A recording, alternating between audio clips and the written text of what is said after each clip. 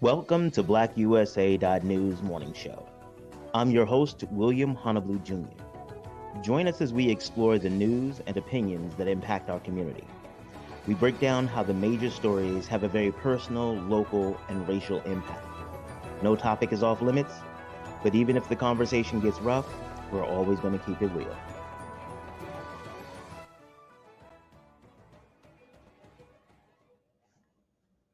Greetings and salutations, all my people out there in internet land. I am William Honablew Jr., and I have the privilege of being the host of the BlackUSA.News Morning Show. We're going to have a great show for you today. We're going to hang out with Darnyle Wharton, Baltimore Ceasefire, and really have some meaningful conversations about community engagement, violence prevention, and a whole host of other stuff. Man, I was talking to him before the show, and I got to be honest, I don't know what's about to happen. Y'all know how we do here. We bring dope people to the table and just let them do their thing and tell us what they need to tell us. All right. I got to be honest, I might be a little distracted today. Reverend Dr. Boyer Freeman, a great friend of mine, great friend of the show, great friend of BlackUSA.News. He passed away. He was the treasurer of the Baltimore City NAACP, and he just did so many amazing things in our community. And I am grateful for the opportunity for his friendship and to work with him. And so my prayers and healing energy go out to his family, his wife, his kids, and know that our community grieves with you. And thank you for sharing him with us when you did, when we had the opportunity. So, all right. But the other cool part about the dope people I know is that I know how they want things to go. Boyer was a dude who is always focused on the community, always focused on what do we need to do to be the good people that God has called us to be. And he would appreciate our mourning, but he would not want us to stay there. So I'm not.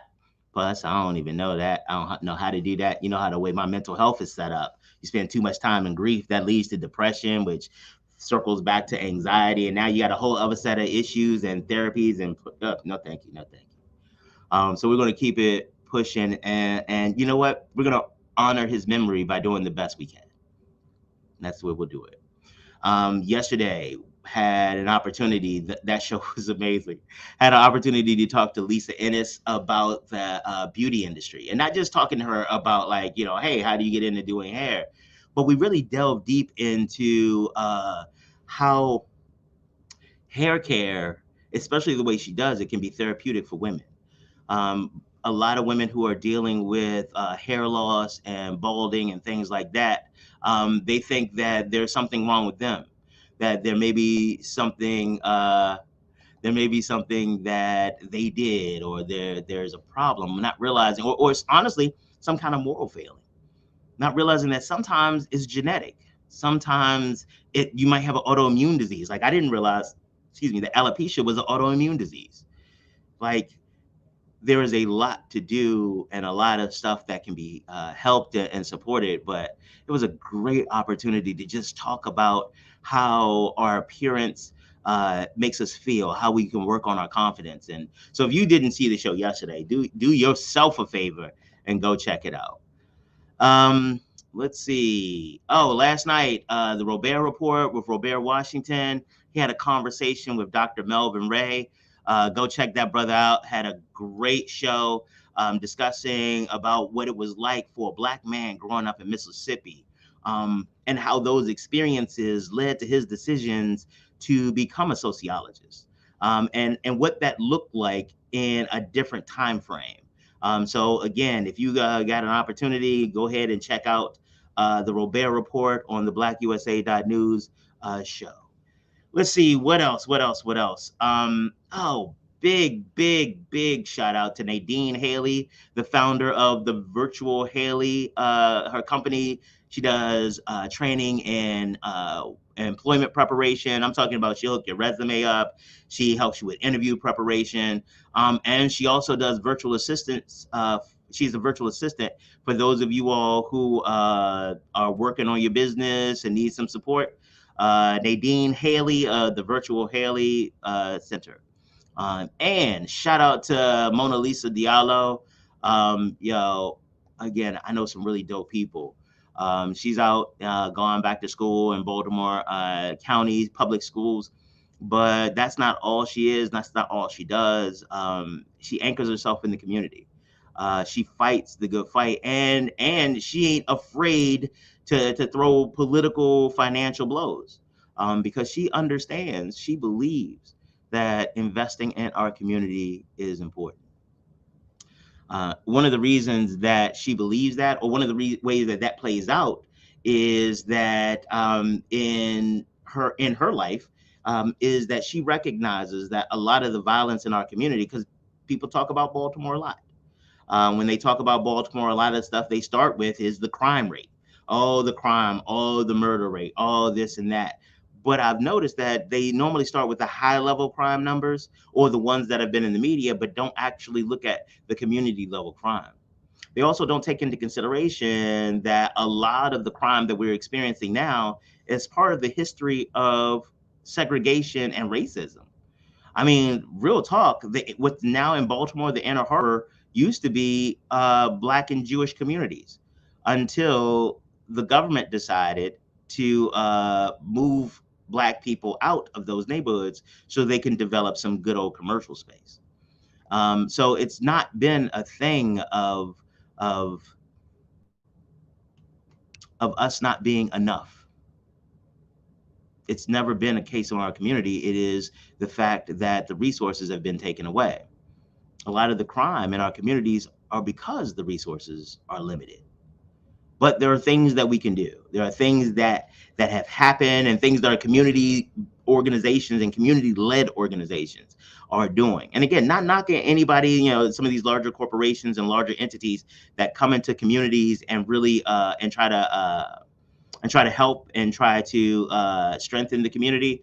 But it is something vastly different when the community is not just people who look like you, because all skin folk ain't kinfolk. It are people who come from your community, people who live in your space, and who are very interested in making sure that your community is good. Not just that they can continue their funding, not that they can just get some good photo ops. And some of the problems with the way the world we live in is that that's what people are used to. They're used to organizations and individuals who are just looking for some photo ops. But I'm lucky, living in Baltimore, that we have organizations that really put in work. And I'm gonna bring to the center, or bring to the screen, as it were, right now, Darnyle Wharton. I'm sorry, Darnyle. He is with Baltimore Ceasefire, and I've been able to keep up with Baltimore Ceasefire at least since 2016. I've been able to see the work that you all have been doing in the community. Like, I know, and we were talking about this before. A lot of times people see the events that you all do, the things that are marketed really well, but don't see the food baskets to the neighborhood person whose family was impacted by crime or things like that. So we're going to talk about that in a second, but let's talk about you first. Introduce yourself to our audience, and tell us a little bit about you, as help set the context of your activities. Hey, wait, man, thanks for having me. People, thank you for having me. My name is Darnyle Wharton, Baltimore Ceasefire 365 movement, one of the co-organizers. A funny story. It's not really funny, but it'll bring it around. So okay. I was working for a spot called Oracle out in Columbia. Okay. It was a hospitality IT spot, and yeah.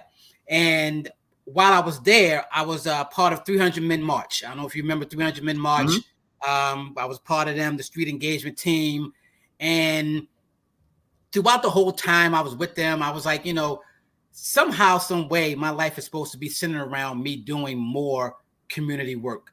Didn't know where it would end, but that thought was happening. But I was still, I had to, provide a living for my family. So I was like, this is what I'm doing. And 2015 kicked off. We had the uprising. Freddie Gray. We were there. 300 was there. We did the March to Washington with 300. And I that's when I met Erica. Erica. Shout out Erica. Like tell the people about Erica. So Erica Bridgeford is the founder, one of the co-founders of Baltimore Ceasefire. She is she's dope, yo. I mean, all the things I could list we'd be here all day, but she is so. That's a show by itself. Just sitting there talking about Erica. That's a show by itself. Like she got 20 years in on advocating and 20 real years, because there's some people real years on advocating against the death penalty. The people talk about 20 years, but you only been, you was helping for that first 7. But like she's been in the game, in the years on the ground, 20 years. Right. Yeah. Advocating against the death penalty, being a mediator, training mediators. And I met her because she was part of 300, and she helped us, on the walk and everything. And it was during one of those meetings where she had a meeting with one of our other co-founders, Ogun, about Baltimore Ceasefire. That was 2015. I miss her. That was 2015. We didn't start till 2017, but that's where the seed was. So I was still working at Oracle. I started being a volunteer at the Baltimore Community Mediation Center. Mm-hmm. And then I became a trained mediator. We kicked off Ceasefire, and all of it was coming around. So I'm now doing work in mediation. I'm now doing work with Baltimore Ceasefire, but I was still working at Oracle, right? So then I got fired from Oracle. And I was like, what am I going to do now? And Erica was instrumental in getting me down to Baltimore Community Mediation Center to be their community engagement coordinator. Okay. So I was community engagement coordinator at the Community Mediation Center. I was still with 300. That we started, well, not still with 300. We started Baltimore Ceasefire, and I was also working as community engagement coordinator for the consent decree monitoring team. Oh, right. Yeah. I remember that. Yeah. Right. So all of this was happening for the community.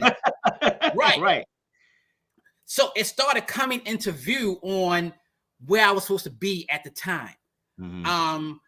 It landed me in this position I'm in now with the community liaison for the Northern District for the Baltimore State Attorney's Office. And I always talked to Maryland, like, how come I'm just getting you in 2019, 2020? And I'm like, I wasn't ready back then when I first heard about it. Amen. Because you have to really get engraved in what you want to do in order to make things better for somebody else. You just can't come in thinking you know everything.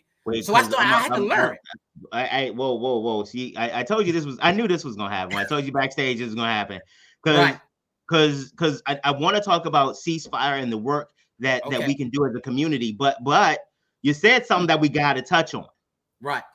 You said I wasn't ready. Right. Like there's a lot of times in business and professionalism, the thing is you just got to go for it and you'll figure it out when you get there.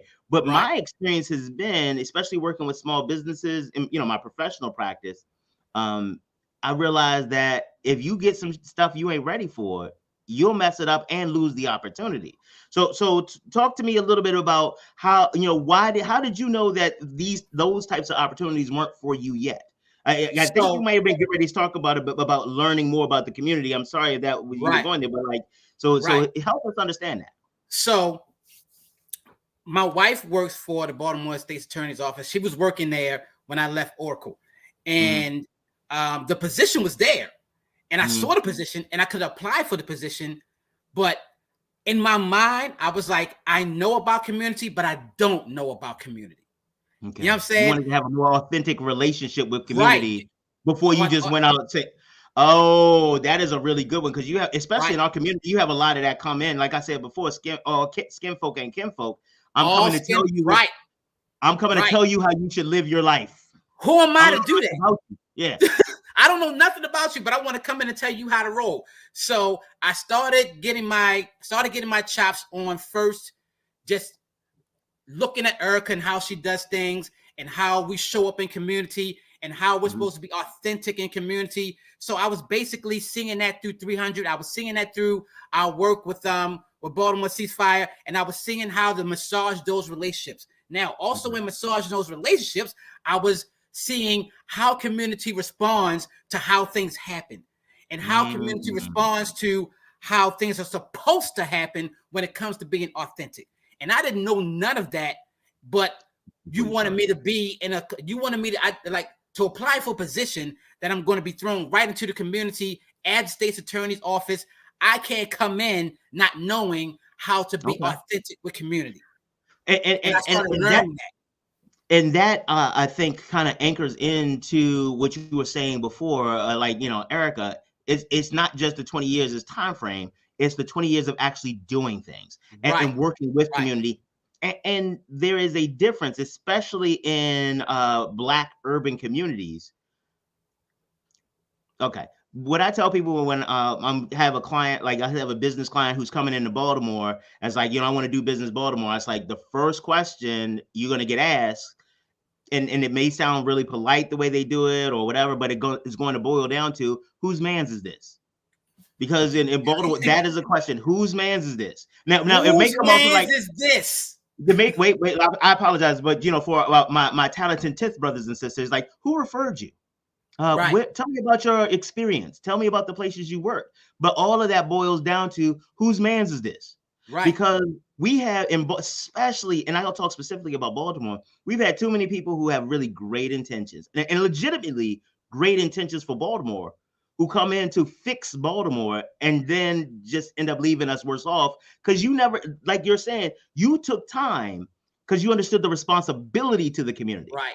You understood that and honestly, I commend it, because I personally think that a lot of the problems the Black community has is the hubris of people who think they know what the hell the Black community needs, including Black people. What was the guy that ran for governor? The Black guy, Anthony Brown? Anthony Brown. Yeah. Now you remember Anthony Brown? Everybody was saying that, okay, go ahead and run and everything, but Anthony Brown didn't step foot in Baltimore City until 2 weeks into election time, where he set up his campaign headquarters, and then coming to the city like, hey, I'm Anthony Brown. And we're like, whose man's is this? Whose man's is this? Whose man's is this? Bro, now you want us to vote for you and we don't even know who you are? And he lost that because he lost the Baltimore vote, because we were like, we don't know you, bro. You could have came to get to know us, but you didn't. And one of the things, and again, I've had an opportunity to get to know him, and to your point, one of the challenges is that same thing. It is the skin folk and kinfolk are the same thing. And especially in places like Baltimore, we are talked about pejoratively. Right. And we are talked about in a way where people feel that they need to come and help us. They need to come and show us. Actually, we had had Doug Gansler on last couple of weeks ago. And that was one of the things we had to I had to pause the interview a little bit, because he talked about how as governor, he's going to come in and fix Baltimore. And I was like, right. God, that didn't hit good. It's kind of like family. I got some family members that if you ask my opinion on them, I will have a lot to say. But if you say something about them, you might have to catch hands. You're going to catch hands. You're going to catch hands. It's kind of like when we started Baltimore Ceasefire, we didn't start that movement for us. We immediately when we started, we said, this is Baltimore's movement. It's not my movement. It's not our movement. The six of us, it's not our movement. It's your movement. It's a self-determination movement, and it's only going to go how you want it to go.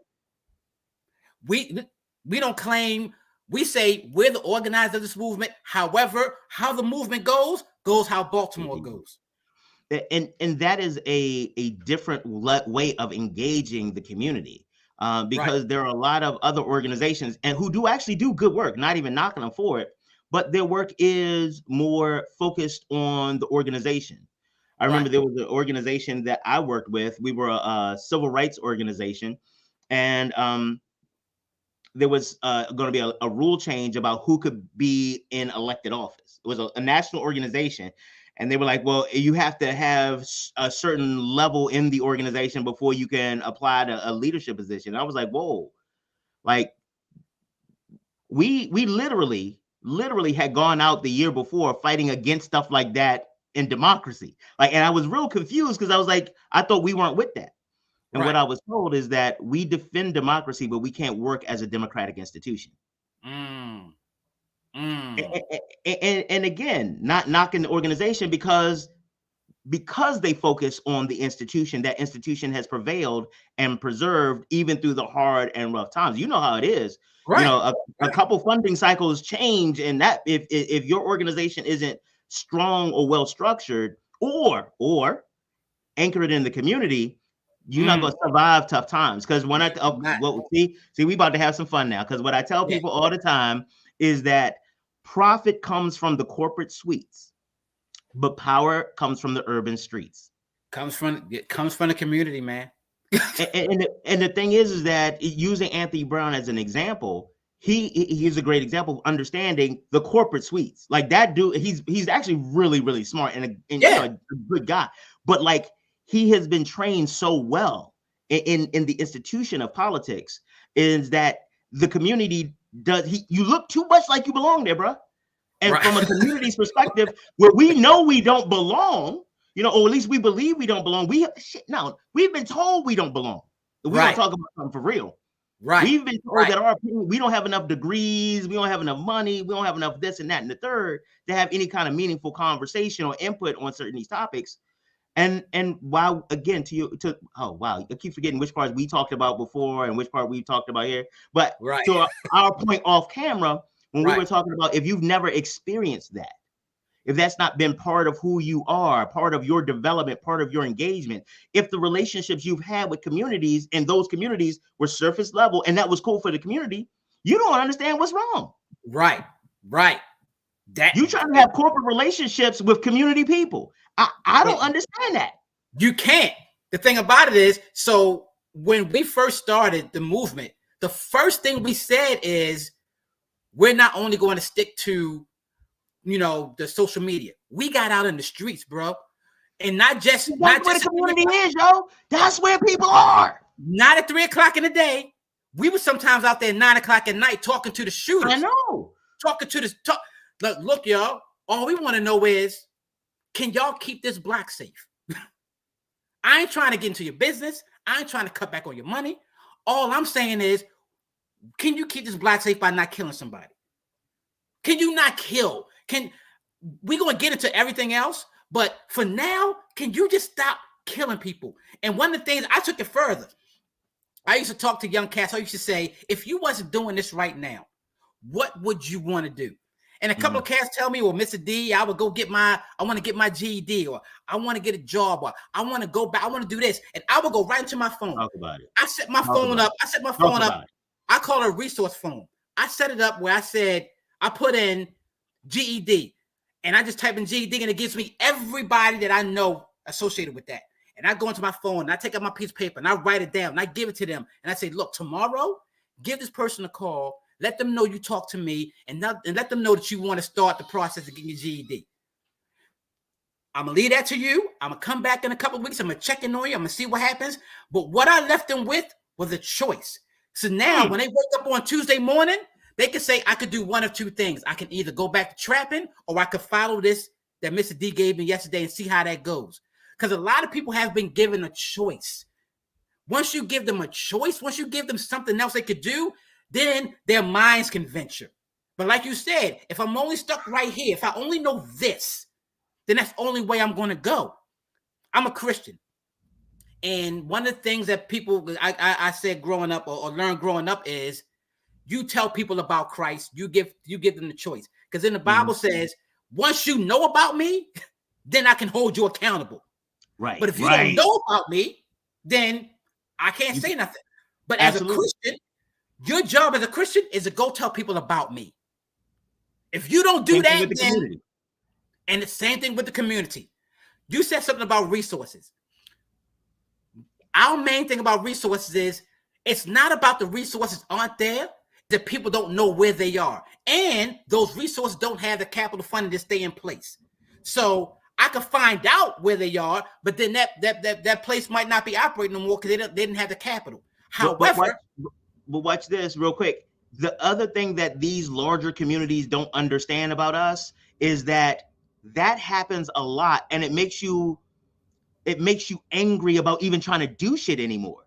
Right. Like, yo, you, Mr. D, and I know Mr. D good. Mr. D said I could call this place and they put me on. I called this place and they out of business. What? You know what? This is my life. This is what I deserve. This is how it's supposed to go for people like me, because everybody in my neighborhood looks like this. Everybody in my neighborhood got this. And so, like, what? And and if you don't know any better, that makes perfect sense. Why would that not make perfect sense?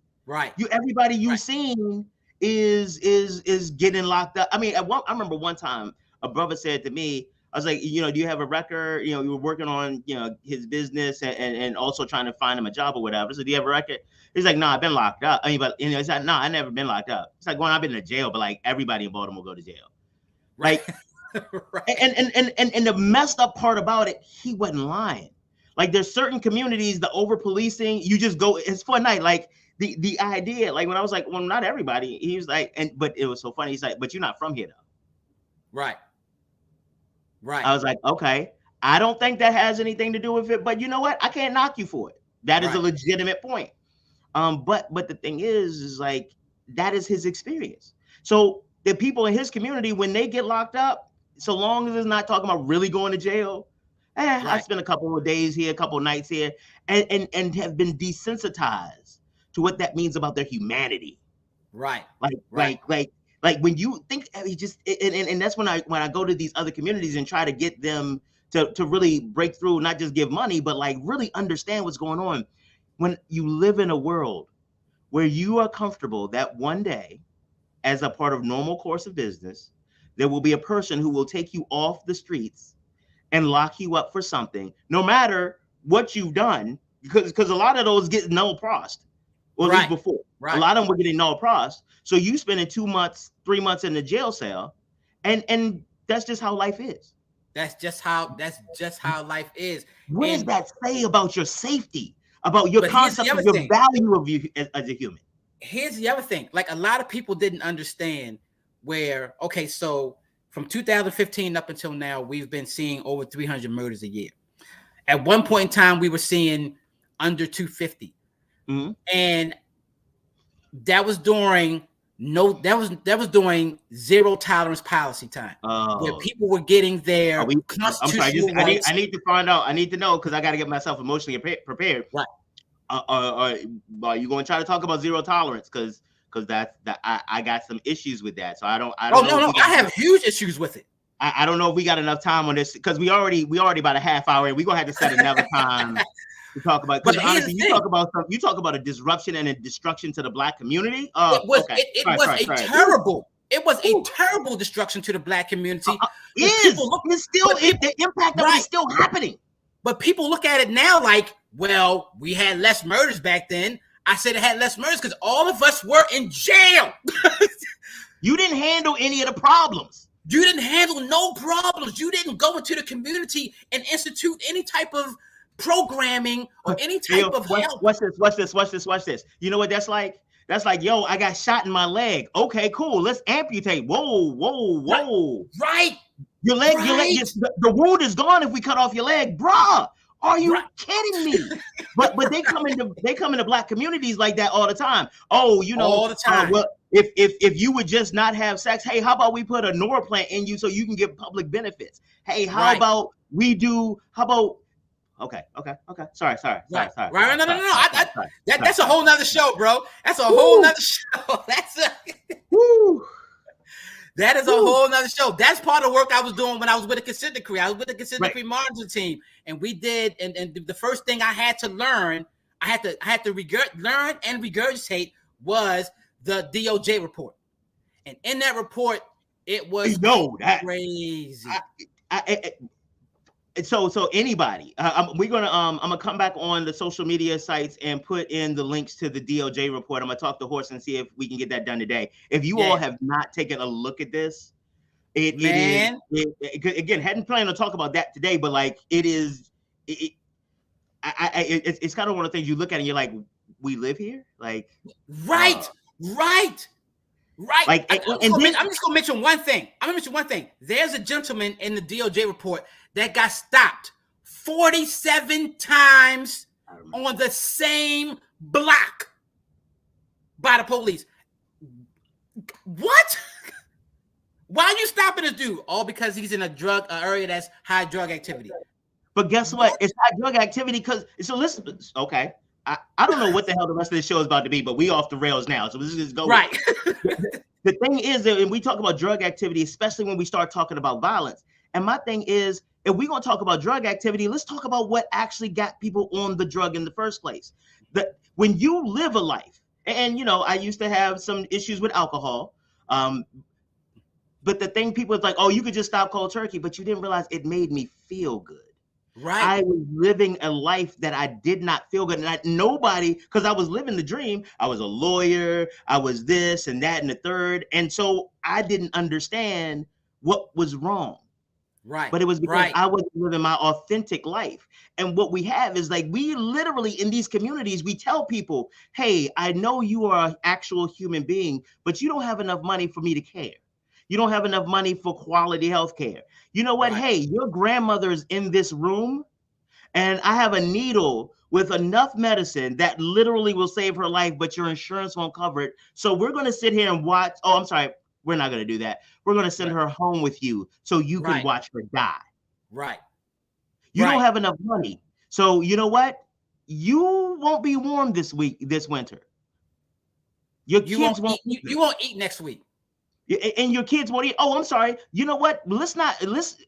I need the schools open. I need to expose my kid to COVID because I won't be able to feed them anyway. And school lunch is the only way my kids can eat. Like that is what gets you on drugs. Like that is what gets and the fact that there are no other, because again, you talk to these brothers, they don't want to do this shit. It creates drug dealers, right? They don't want to do this. They don't want to be out there. They don't want to be out there at all. They like, yo, Mr. D, what else you got? Yo, I mean, think about this. They talk about the squeegee kids and how there are problems. And so real quick, for those of you all not in Baltimore has these youth and some young adults who they stand at intersections and they offer to wash your windows for change. They make people uncomfortable. They sometimes they impede traffic and sometimes they're angry and some of them act out and harm people. That's facts. Those are the facts. But the problem is, I think about me. I'm not standing outside in no hot, no cold, in the middle of a pandemic, trying to wash somebody's windows with some cloth and no. To me, it's not that they're problematic. It's like that's a hustle. Like I know people who get $100,000 loans that won't get up and make phone calls. Right. These brothers are out here for change, hustling, and people are calling. What do we need to do with them? We need to employ them. We need to get them jobs. We need to start businesses because I can't find nobody. And the thing about it is when you ask them why they out there, they'll say you something that's, I need breakfast. Shot it. Simple. I need breakfast. Something that a lot of people take for granted. I could walk to 7-Eleven and get myself blah, blah. They can't. They got a hustle. And then guess what? You heavy to call the cops when they steal something out of 7-Eleven. Right. You're not gonna feed them this. And again, our society is so engaged with stupid shit like this, where women's rights. Oh, we're not gonna give you any we want you not to have sex, except that everybody's trying to have sex with you. But we also want you not to get pregnant. But if you do, we don't want you to have an abortion. But if you keep the baby, we ain't gonna really do anything to help you. Right. Like, yo, tell me what it is you actually care about besides just controlling people. And this is what Baltimore Ceasefire is basically built around, man. We know that there are many factors that lead to crime and murder in Baltimore City. And what we're trying to do is we're trying to combat all of that in some type of way to give people choices to live better. Because if you live better, you're going to do better. If you got choices to do other things, you're going to do those other things. I told a young cat, he said, Mr. D, what kind of car you drive? I said, that's my car right there. It's a Nissan Altima. And I make $60,000 a year in my job. And I got a house and I got 2 kids, but it took me a while to get this. But guess what? When I go home, I don't have to watch over my back for somebody trying to either arrest me or kill me.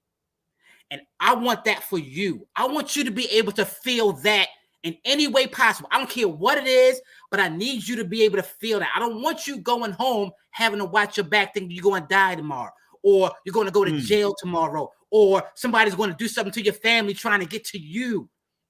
Oh, yes, wait. I don't have a big car and I don't got jewels and I don't got money, but however, I got peace, and I want that for you. But here's the other problem, bruh. Here's the thing. Sometimes some of these cats you're talking to, you say you want peace for them, they literally have no idea what you're talking about. Right. When you have been raised in an environment where, you know, 4 of you are in, and again, I'm not trying to make everybody's situation sound like, you know, a made for TV movie, but these are some of the realities. And what people don't realize is when these are some of the realities, it mixes in with everybody else. So even if I come to school and that is not part of my reality, my classmate is, and that changes the dynamic and the context. So I may come from a place like my friend, I can't remember, we were talking about this before or after we got on here, but we were talking about, this is what happens when you interview people that you like, yo, you just don't, you just have great conversations. But talking about a friend of mine, her niece was real slick at the mouth and showed up at a school and started being slick and was like, and they popped her in her eye. But it's because she did not have any experience to know that those were even potential consequences of that action. She didn't know that was a consequence. That's the thing. She didn't know it was a potential. And the other part of it too, once she knew that there were consequences and you could just keep your mouth shut and not get your eye jacked. Yo, she was like, okay, I can make different choices because I understand the world differently.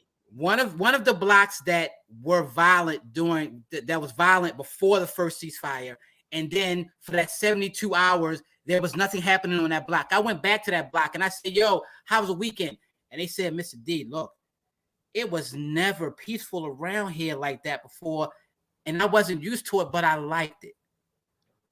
I'm always used to hearing shots. I'm always used to bodies dropping. But this weekend, it didn't happen. And I said, all I'm asking you is, what can you do to make that happen more? You've now experienced it. You've now seen it. You've now felt it on how to be in an area where there was no violence. All I'm asking you is, what can you do to make that happen more? And that's what Baltimore Ceasefire is about. I'm not forcing you to do anything. I want you to feel what it's like. But I want you to feel what it's like to be peaceful. But I think that as we are talking, even at the policy level, about interventions and about funding, about what we need to do in Black communities, especially to lower violence, that is important to have as part of the conversation, because the reality is, hard stop, is that people don't have the same experience. We were trying before that. We were trying to bring this kid something he never even knew existed. It's like a fair and what happens a lot of times on the other side of this is that we have stories in our head. We have stories about how life should be, and they're based on the stuff people told us, the stuff we see on TV, the stuff that we feel, our imagination, but that's not real, or at least a lot of it isn't necessarily anchored in fact. The same thing happens when people are putting policies together and interventions together for the community. The difference with Ceasefire and some of these other organizations is that they put the time in to learn the community first. It wasn't the hubris of coming through like, hey, let me tell you people what you need. Because and genuinely, I want to help you guys. I want to help you guys. And that's the part that people miss. There are some people who are unknowingly racist with the best of intentions. Right. With the best of intentions, they just don't know how to come in. So when we started, I'm so glad I started with the 6 of us started this movement, because all of us came. I think I was the least one coming in with exactly how to do authentic community, but everybody else, like, we're not going to get out there and tell people how to do what we want them to do. We're going to get out there and we're going to say, what does peace look like for you? And how do you want it? How do you want it to happen? And when we came up with the whole thing about the events, we were like, it don't have to be a huge event. It could be whatever you want. And we had some people say, I just want to grab one of your posters, put it on my fence, and barbecue some food and pass out to people that come along. That's peace to me. Do it. You do that, because That's your community. That's what you want to do. And it's your movement. I can't tell you how to do that. And I don't want to tell you how to do that. But Absolutely. guess what? On your block, that worked. Because people were saying, this never happened. Let me get that hamburger. Oh, what's that? What's that poster? And you tell them about the poster and they go on.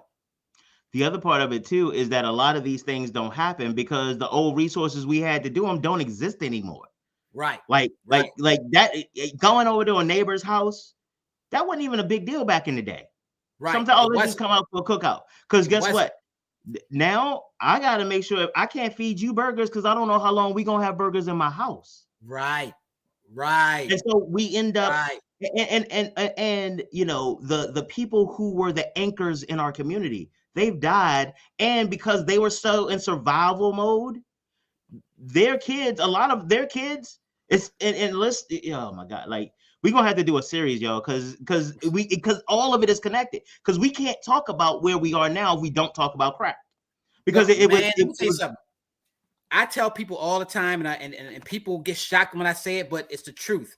My generation failed the generation behind me. That's happening now, and I'm gonna say it. I apologize to people all the time. I failed you because when I was coming up, there was the uncles of the block and the aunts of the block that they may not have been savory all the time, but they made sure stuff happened. Like I could tell you one story. I was in the corner store and I stole a bag of potato chips. Me and my boys, we came running out the store, and one of the uncles snatched me up and said, "Hey, we don't do that around here." Now, this is an uncle, he was dealing drugs. I know he was, but he was like, "We don't do that around here." You go and take that back and apologize to that white store owner. And if you need money, then talk to your father. Because I know who your father is. You don't got to steal nothing around here. Me personally, and the people that came up behind me, we didn't continue that trend. Well, but here's the thing. In the neighborhood. What we won't do, let me tell you, because again, we got certain rules around these parts. What we won't do is we won't blame victims. So let's make sure we look at the larger implications. One of the reasons that's why I think we need to have a separate story, a separate show, because like for me, I know I don't think it was a direct failure of our generation, because guess what? Ain't no generation before us had crack. None of us knew what to do with crack. None of us knew. And guess what? We because of the capitalist system of how much stuff that you get and blah, blah, blah, we thought we were doing authentic things. The same way white kids in the 40s and 50s thought rock and roll was going to be, it was countercultural, so it was a thing. But nobody had prepared us for crack. We knew weed, heroin, you know what I mean, morphine. We didn't know crack. We didn't know that at all. But guess what? That wasn't even us. Ronald Reagan, if we're gonna talk about some stuff, Oliver North, who's still heavy in the politics. But that's my thing. And so my generation, our generation's failures was predicated on literally a plot to destroy. So I got to be honest, I don't think we should own that. Like there are things, and the reason I don't think we should own it, because now you and I are here making a difference. Like we learned some shit. Once we got through crack, we was like, hey, yo, bro, we should never do that shit again. And then it was like, okay, so how do we fix what we did? So absolutely, we have not been good unks. But those of us, because remember, there ain't as many of us left as there was unks. This is true. And for those of us who are left, we have decided to take a different pathway. I'm not going to talk to a kid on the street waiting out, because one, I'm not there selling drugs. I'm gonna have a radio show where I'm going to talk about organizations that are in the community helping because ceasefire is the unk. You talk about us failure, like you are literally a point of the success of our generation right now. Like that's what you're talking about. And so, yeah, we fucked up. Hey, Donnie, sorry for saying fuck. You know what I mean? I get worked up. But like we are back in the game. And here's the other part that I want to tell people. That's the thing. Now I was going to continue with that. Okay, because we don't talk bad about us. Right, no. Where we fail, like you said, right now with Baltimore Ceasefire and a lot of other organizations, we're like, okay, all right, here's where we give the blueprint. Here's where we set things into place, because I know at 52 years old, I'm not going to be doing this too much longer. However, I know that some 25-year-old, when I'm long gone, can look up, hey, there was this group that started this, and this is what they did. Let's go back to that. This is my contribution to where we can continue to get higher. Absolutely. And what you are doing is a representation. It's so funny. We talk about the things that we're missing. What I started to realize, especially in communities of color, is whatever we were missing, we become. Right.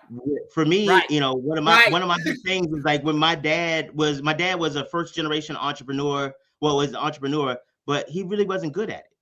He was a hard worker, because that's when he grew up, you work hard. That's what you do. I was that's like, what you do back in the day. With the hard work you're doing, our money game is not where it should be, the way that people have said business works and all this. So I started looking into it because I wanted something better for us. And you talking about the communities that you grew up in and how those things have influenced you, you want it better for you. Right. Like, and what we have ended up doing is becoming it. And, people talk about the power of manifestation and things like that. So two things I tell, especially the Christians, I tell them, like, manifestation is in the Bible. But it says faith without works is dead. Without works. You got to be able to put in some work. You got to put in some work for the faith that you're looking for. And those Bama's who was talking about what would Jesus do? Literally take a beating for some of the stuff he was, but never afraid to give one out if people are wrong.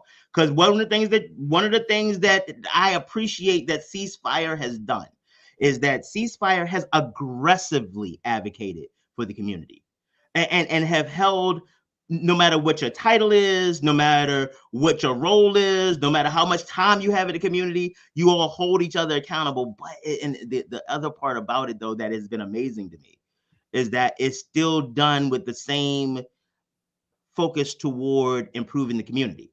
It's like, oh, you want to do that? You didn't do what you were supposed to? Hey, yo, you, Mr. D, you came up short, blase skip, and you're like, yeah, no, you right. You right on that. And then we talk about, okay, what do we do next time? Right. Or Mr. D, you know what? I'm not banging with you for a little bit because I need to get my mind right. But guess what? If you call me and say, hey, yo, we got somebody in the community, absolutely, I'm picking up that call.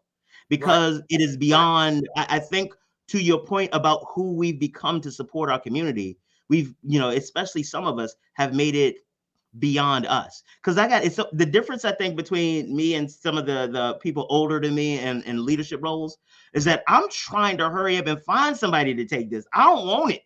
I don't understand how you 70 years old, the president of this, that, and the third, bruh, take a break. Like, what are you doing? But again, if you've never known peace, you don't even know how to get there. Right. Some of us work forever because we have made capitalism so much a part of our identity that we don't know what to do without it. Right. And I don't ask you about the family status first. I ask you, what do you do for a living? Social status, like, oh, or do you? It's rude to ask you if you have a family. Okay, but ask you about your work, and as soon as you say whatever it is you say, like, I do a lot of different things. So the reality is that I get to pick and choose which one I say depending on the room I'm in. Like, if I'm just trying to hang out, I am absolutely. What do you do? I talk to people about business. Mm-hmm. But if I'm trying to impress somebody or trying to get some money out of somebody, I'm a lawyer, and I host a radio show. Right. It's the same dude. It's once you hit. I gotta try to put this in a way. Once you realize your authentic you, woo, you'll be able to walk into any situation and talk about whatever you do and how you do it and when you do it and where you do it with confidence. Because you have made the decision and you understand who you are. And that's what a lot of, and so we always push back mental health wise. We always push back on this concept. Well, I do push back on the concept of purpose and finding your purpose. And the reason I push back on that is that I have seen, especially my friends who have been in abusive relationships, where that concept of purpose has been turned against them to show them how they aren't that feeling. You're looking for a feeling, and because you don't have it, you must not be enough. You need me.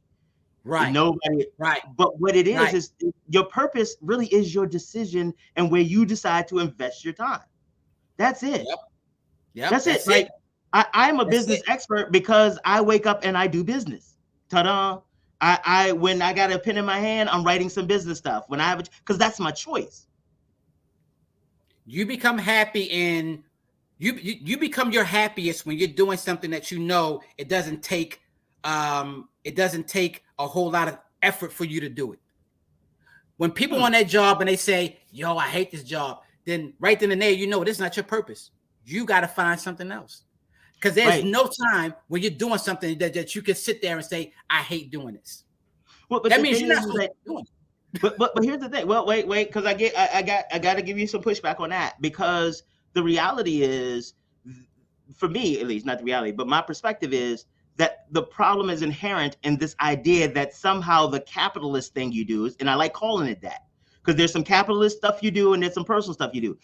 I don't think the capitalist stuff is the stuff that is the place for, at least for me, for happiness. Because the capitalist stuff, you can't win capitalism.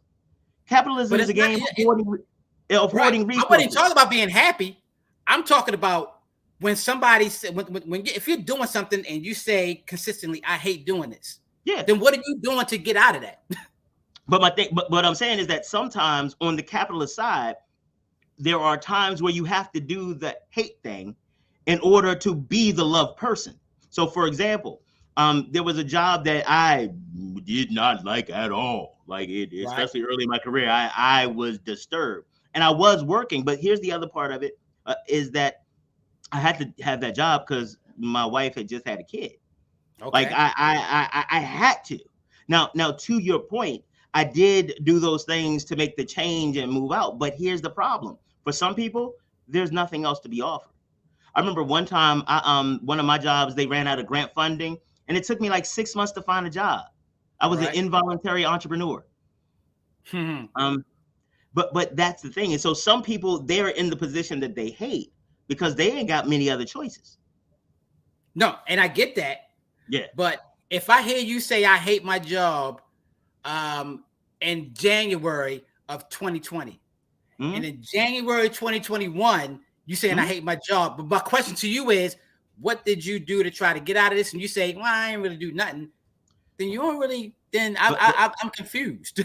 But here's the thing. You should be confused because what I have learned is when there's an incongruence between a logical activity and somebody's behavior, what you look for then is the illogical reason. And that tends to be emotion. I'll use myself as an example. I'm a diabetic. My entire medical history is going to end up on the show. I realize eventually. Hey, I got that. You want to just see the report? Here you go. This is what's happening. Right. So I'm a diabetic, and I guarantee you, every day I'm going to eat a cake, a cookie, or a pie every day. Not a whole one, but that's going to happen. I know that I should not. I know this. I don't do it because of any cognitive reason. There is no reason. There's no logical reason for me to engage in that behavior. But emotionally, it makes me feel good. Right. And so you shouldn't understand it because hopefully you're not dealing with like emotional shit that emotional stuff that I am, where you need a cake, cookie, or pie to make it through. And let me ask you something. But let me ask you something on that diabetic trip. Yeah. Are you also doing things that makes you having diabetes better for you? Yes. So I don't mind the cookie and the cake, but if you having a cookie and a cake, but you're not doing anything else, then that's the part that's confusing. I'm always going to be like, look, you got to do what you got to do. Sometimes you got to. That's my whole point. I'm not talking about the rationale or that it makes sense or that it is a good thing. I'm talking about the reason that we don't understand it. And and this is, you know what? This is the before conversation that we had, where we have to anchor in to figure out why are the people making the choices. So the question is, tell me what you feel. Tell me what's preventing you. Tell me how those things are. And trying to make sure. And for me, one of the things that I've learned is that when you push back on people in a way that, because a lot of us we learn how to do our thing through bullying. But our parents' management style, older siblings, you better do it. What you doing? Right. You better stop. What's wrong with you? And like, I remember my brother growing up, he whenever you ask him why he's doing something, he automatically assumes he did something wrong. And so what I'm saying is, like, when we are engaging people who are stuck in ruts, because sometimes it may be like, I don't have any other skills to do any other thing. Same thing with people who are in abusive relationships. If somebody's putting hands on you and you stay, it's not a logical decision. Like, I can't address you logically. I can't be like, oh, hey, you know that if he hits you again, then he could kill you. And you're like, oh, wow, I never thought of that. Let me say, hey, stop hitting me. No, we clearly that doesn't work. And the same thing happens in our community. We engage in behaviors that are inconsistent with what we say we want because we don't even understand how to get there. Right. And that's where conversation comes in, because that person that tells me that I hate my job, I'll always follow up with, well, what else do you want to do? Right. And then you get into that conversation. But you got to get people thinking on, what else can I do, or what else do I want to do? And I'm like, well, while you're working here, why don't you do a little bit of this to see if this is something that you could do for life? But again, you have become the unc. You have become uncle. You see what I'm saying? Like, but that is what we need. That is, we to be in the community and say, like, okay, I'm not coming to tell you what you need. I'm telling you what I got. You tell me what you need.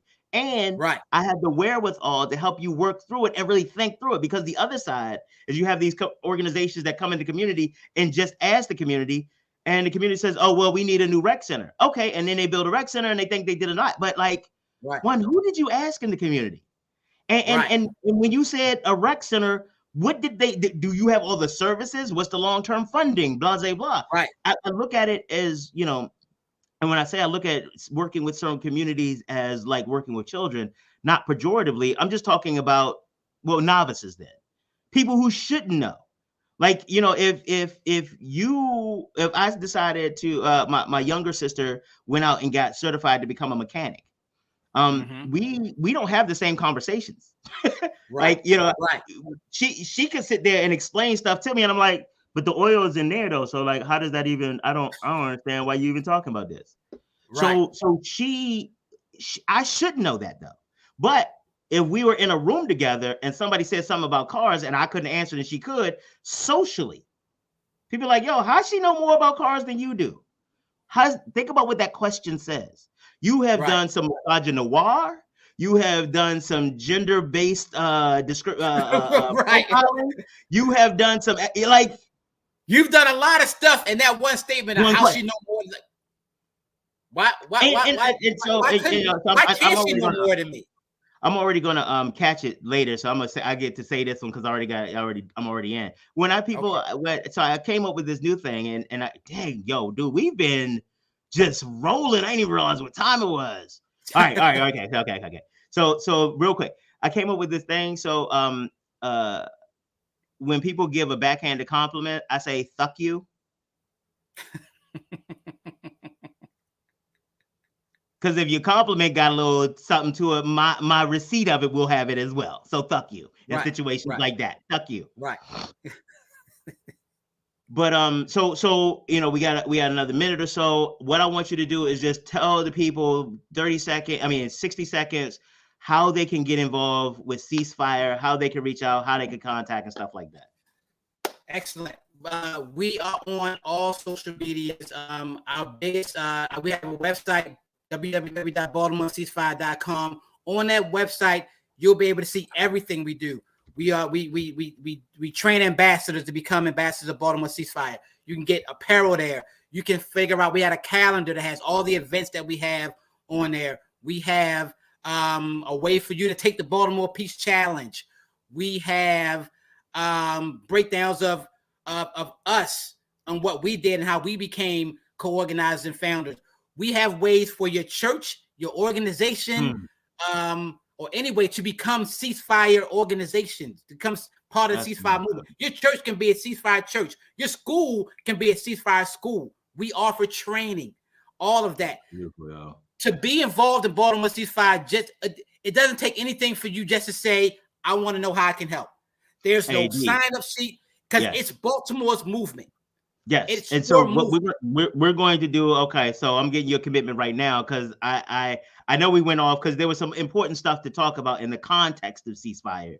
That because I think the stuff we talked about, talking about ceasefire outside of that context, it's kind of it's inauthentic. So I want to. I didn't even get into sacred space rituals or anything or stuff we do for families. You might have to even do a whole series. You know what, man. Talk to the people, man. We're gonna have to come in and get y'all to all come back, because no doubt. This is what our community needs. Some real understanding about how we do authentic engagement and how it looks for our community. It don't need to look at best practices, pilot program, demonstration project. It just needs to be. It just needs to be us. Yes. Oh my God, bro. Yes. God, I'm spent. I'm gonna go ahead and relax. So you got my whole now I might have blood pressure problems. You got me worked up and stuff at the end of the day. Oh man. But you worked up over the good stuff. That's that. Yeah, absolutely. If I'm gonna have a heart attack, this is a damn good thing to have it over. Right. Bruh, I am grateful and humbled you have come and just blessed us with some wisdom and stuff like that. I am really looking forward to next time. Man, thanks for anything having y'all me. doing, let us know, man. Oh, most definitely. I will definitely let you know. We got we got a lot going on coming up.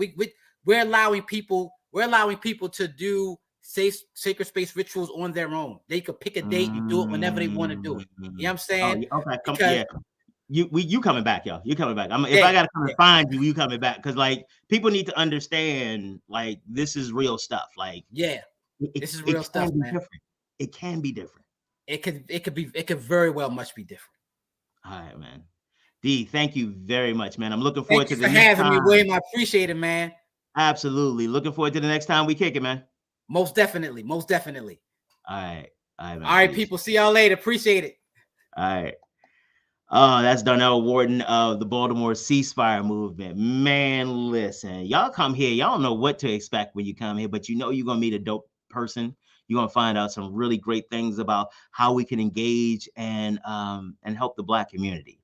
I know I'm going to finish my coffee up and relax a little bit and just reflect on a lot of what happened today. I am so incredibly grateful for D for coming on. I am grateful for the Baltimore Ceasefire movement for all the work that they've done. Oh wow. Okay. So, yeah. Tomorrow. Oh God, I'm still caught up. Tomorrow is Wednesday, January 5th, and we will have BB Hidalgo from the Small Business Administration, the Associate Administrator. She's going to come and talk to us about the SBA and some of the reforms that are taking place under the Biden-Harris administration to really help small businesses, Black businesses in particular, from what we're going to talk about, how to help them get prepared and to do more business with the federal government. All right, ladies and gentlemen, brothers and sisters, boys and girls, and children of all ages, it has been wonderful as always, and I'm really looking forward to doing it again. See you tomorrow.